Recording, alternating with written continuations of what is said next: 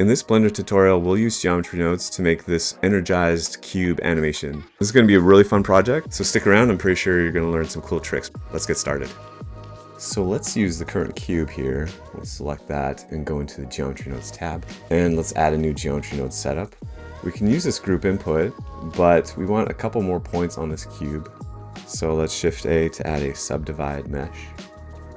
Alright, so the wireframe shows that we have a 3x3, which is what we want. So what we want to do is, on each of those vertices, we want to place our icospheres. So we'll bring in an instance on points, and Shift A to bring in an icosphere.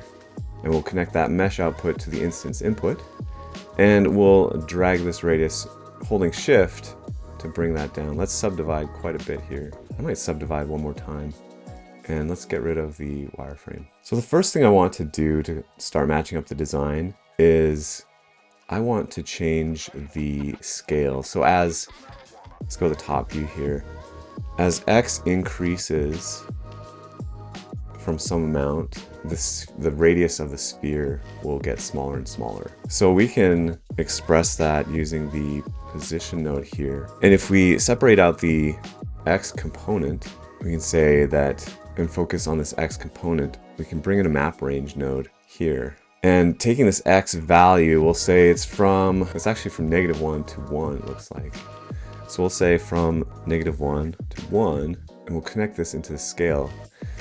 So now we start to get this transition to -0. We definitely don't want that. Let's go from -1 to max 0, so that should flip it. And we can, of course, bring some of that back in here. So something like that. So if we look at the front, you can see the taper in the scale. And eventually we'll set up the camera so that, I guess it'd be kind of like a orthographic view. So it'll look kind of like that. In fact, maybe while we're here, just line it up like that. Let's select the camera and do align view active camera to view. Oh, orthographic, that's why. Okay. Yeah, so since we're here, we might as well do a viewport display composition guides. We can do like the center. Center's good because we want to center on this guy. So let's shift this up and shift it just a bit over like that. Good enough. Let's pin this geometry node setup here so that it won't disappear, and save the file. Okay, so we can tweak this to min, to max, all that stuff later, depending on like how we want the design. Like that max looks a little too big maybe. So now maybe, let's give it a material really quick. Shift A to set material. And we'll just select the default material as is for now. What we'll need to do though is we'll need to realize the instances so that this material will apply across the whole object, not just each sphere. So now that we've got this material, maybe I'll just use the spreadsheet here to go into the shader editor, press N to hide that sidebar. And really I just want a color ramp to start, and we'll plug that into the surface. And let's go into the rendered output here. So as X increases, just like we did for the scale, as X increases, we want it to be a bright green to a dark green. So let's grab the texture coordinates, and using the generated, we'll plug that into a separate XYZ, and we'll pull out the X. So as X increases, we start to get this black to white. And what we can do for that is we'll pick a green, like a teal kind of color. And we'll do maybe like a B-spline. And then this green, we'll Control C while we're hovering over it. Click this pointer here and Control V on the color. That gets us the same color. Now we can click and drag down to get a darker green. But I might bring that a little bit over like that. Let's go back to the camera view. And now you start to see the shift in color. We can change, actually let's Alt-Shift-Z, and maybe let's do like let's go to the render tab, go to color management, change the look to medium high contrast, Yeah, so let's play around with this green color a bit. It's way too dark, so let's bring that up. Something like that's pretty cool. And that's more teal than this is, so let's give that a bit more teal too. You can always use some kind of like color picker online to get nice harmonious colors, but I actually like the look of that. I think that's looking pretty good. So now for the tricky part though. The rest of this was going to be about animating this cube. And to do that, we'll use a set position node here. And the set position will change the position of all the points that are coming in from this geometry. Actually, we're going to need to do the set position after we've subdivided the mesh. So we can use, we want to rotate this on the X and then on the Z alternating. We'll start by focusing on just one axis, and then we'll change it, we'll modify it so that it's on 2 axes within the specified duration of the animation. But to rotate on one axis, let's bring in a vector rotate. Let's plug that into the position. And we want to read the current position of all those points. That's the vector that we're going to be rotating. And now we can specify the axis. To do it on the x-axis, we'll specify 1, 0, 0. And as we change this angle, you can see that it starts to rotate now. So maybe what we can do is just start driving this with the animation duration, with the end frame here. So let's make it go 360 degrees, like a full rotation, or even just 90 degrees within the number of frames we've specified at the bottom here. So to do that, we can Shift A to bring in a scene time node. That'll give us access to the current frame. And we need to do a little bit of math. So pull in a math node, and we'll say, okay, we're on frame 1 divided by this frame, which I often tweak to change the timing and the speed of things. So let's right click, copy as a new driver, and we'll right click this field and paste as a new driver. So now we're at pretty much 0%, right? 0% of the animation. If we were on frame 250, just shift right arrow to go to the very end, that'd be 250 over 250, that would be 1%. So we want to bring in another math node, so we can just Shift D this and multiply that. So we'll take the percentage times by, I think this gets a little wonky, where we want like 90 degrees, but we can't say 90 degrees here and then just plug that into the angle. It spins way too much. I think what we need is another math node, Shift D that, change this to radians maybe, and specify 90 there. And so now this should rotate 90 degrees by the end of the frame, which it does, or by the end of the animation, which it does. So let's speed that up. Our frame rate right now, if we go to this output tab, is 24. Let's change it to 30. That's the FPS that I'm recording at. So now it should rotate 90 degrees in, say, 60 frames in 2 seconds. So shift left arrow to go back, press spacebar to play, and there you go, it's rotated 90 degrees. So this loops indefinitely. It'll just continue to rotate. So that's cool, but how do you get it so that... Actually, I want to speed that up. Let's do 30.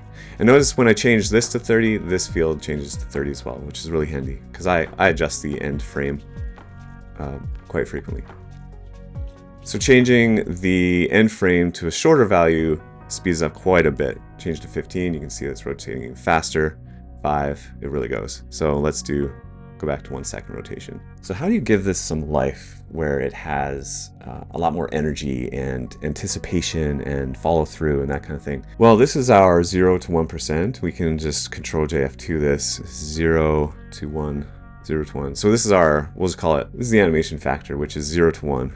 We can bring in a float curve like so, and this takes a value and it starts and it remaps that value. So this is at 0 and it comes up to 1 here. So if we play this back, you still just get this linear animation. As it goes from 0 to 1, the output is still just the same value. It's just a pass through.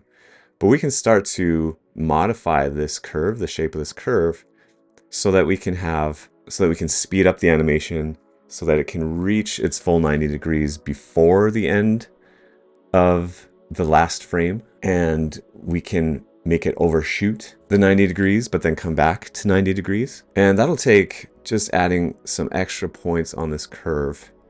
And I'm going to try to talk through some of the basics here, but I might end up time-lapsing or jumping ahead. So if we want a bit of ease, where it speeds up, and let's see, I want it to overshoot.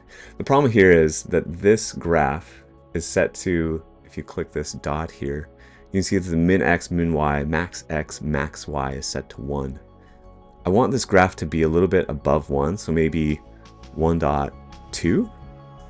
And then if we reset the view, now we see 1.2 up here. So this line here represents 1. So I want that animation to overshoot just a little bit, but then come back down a tiny bit so it settles back into place. And you can expand this a bit to give it some extra width. So it's not quite overshooting there. So you can see the value here, the y. Let's set it to like 1.1. And let's just see what that gives us. And so this takes just a lot of refining, a lot of tweaking. And you can see here, the graph kind of has like an S shape to it, which I don't want. I don't know if there's any fixing that. I might just try deleting that point. Yeah, that's a lot cleaner. Okay. So now if we press play, you can see that it overshoots, settles back into place, and then spins again, which is looking pretty good. I wonder if, let's change that graph, the min y, to be -0.1 maybe, and reset the view. I wonder if we pull this down, if it'll give it a bit more anticipation. And maybe let's change the end frame to be like 90 so we get a more slow motion view of this. The settling back in place is pretty good. I kind of like that. But this point here, let's drop it down. So one way to do that is to hold shift, and then you can slide this around and you get a more precise.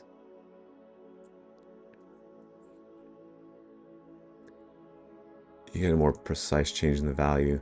This one I'll do the same for X, but I'll just bring it a little bit closer and change it to this. I don't know what that's called, but it flattens the line. Right here is kind of curved because it's more Bezier. But here, if I change it, it keeps it at 0. And I'm going to drop this down just a tiny bit more.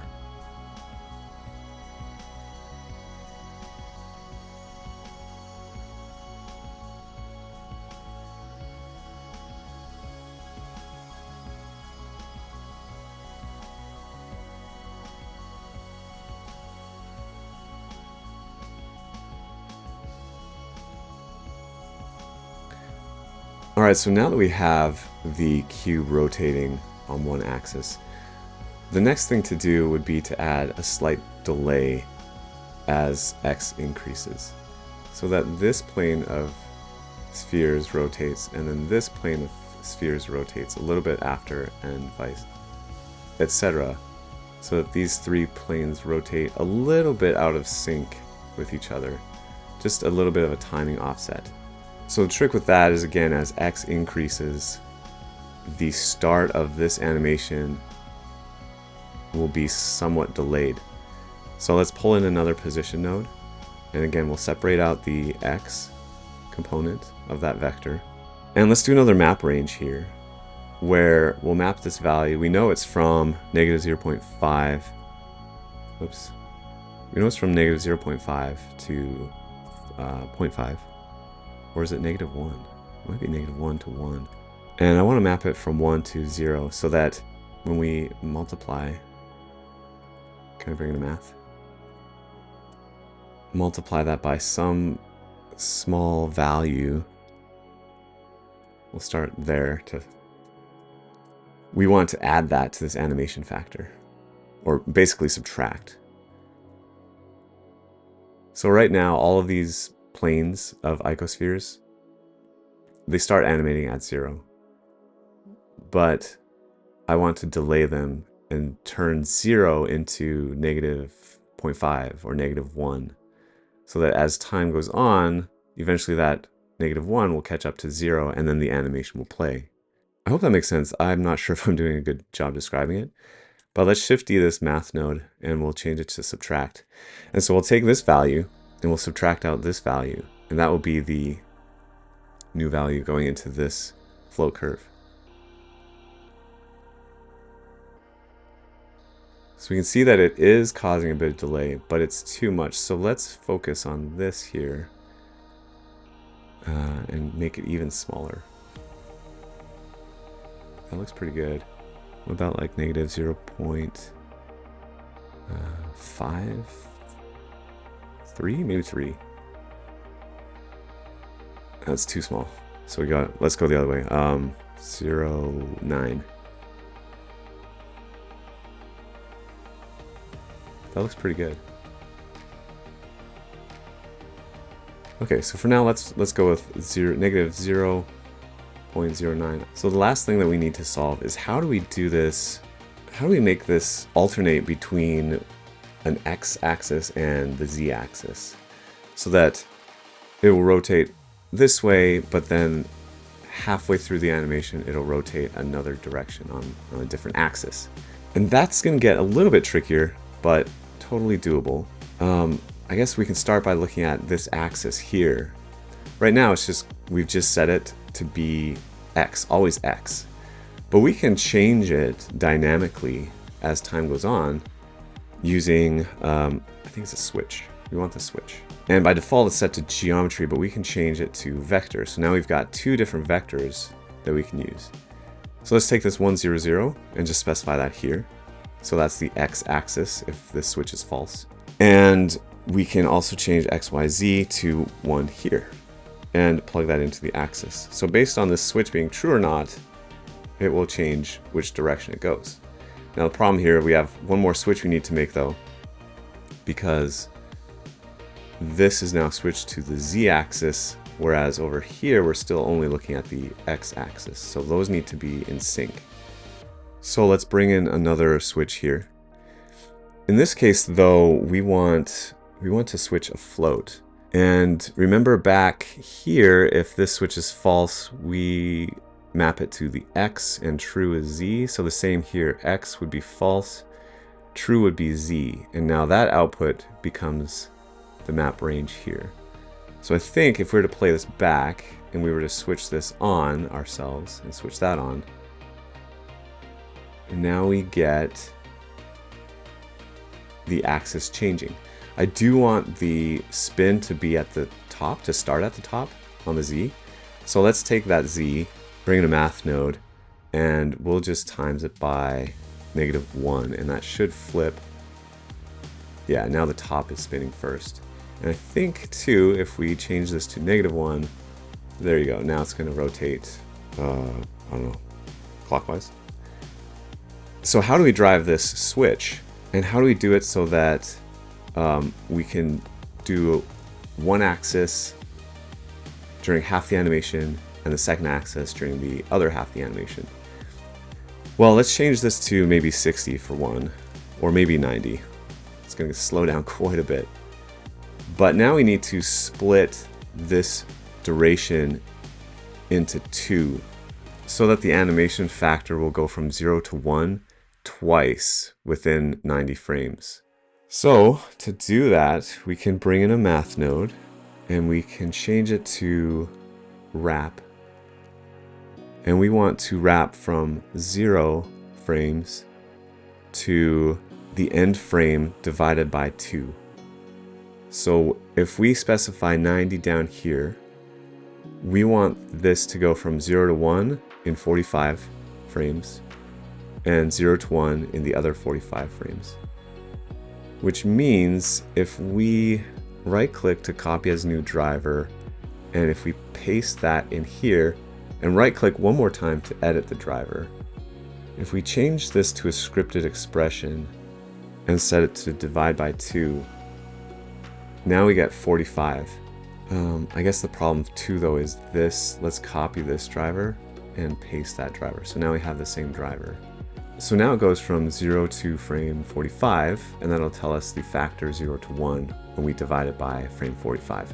So if we change this to say 60, now we can see that it's out of 30 frames.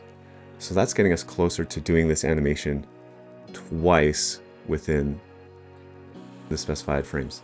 So if we take a scene time node here and bring in another, bring in a compare node maybe, and we want to compare the frames here. So what this result will do, actually I think it'd be integer maybe, frame integer, and let's just copy this driver here and paste it down here. So now if the frame is greater than 30, we know that this switch should be turned on because we're playing the second part of this animation. And I think if we take this and plug that into the switch, there you go, awesome. Now you got the rotation, the X, and then it switches to rotate in the Z.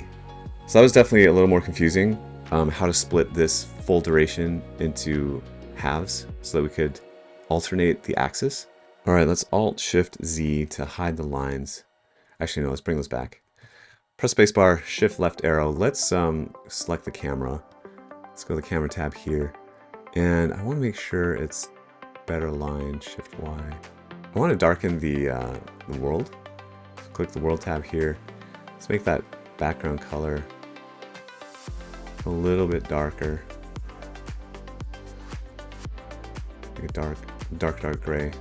All right, let's set up for rendering. Go to the output tab here. We're at 30 FPS. We'll change the file format to FFmpeg. And the encoding, I'm going to do, Matroshka is fine. H.264, I'm going to do perceptually lossless, I think is okay. Let's change it to MPEG 4. H.264, perceptually lossless. And we have, maybe slow it down a little bit. How's it look when it's slowed down? Yeah, I think I like that. All right, and then we'll go up to render and render animation. All right, so here is the finished result. If you enjoyed this Geometry Nodes tutorial, be sure to check out more of my tutorials, and you'll probably enjoy the video that's going to pop up right now. There's lots to learn, so just click and keep leveling up. See you next time.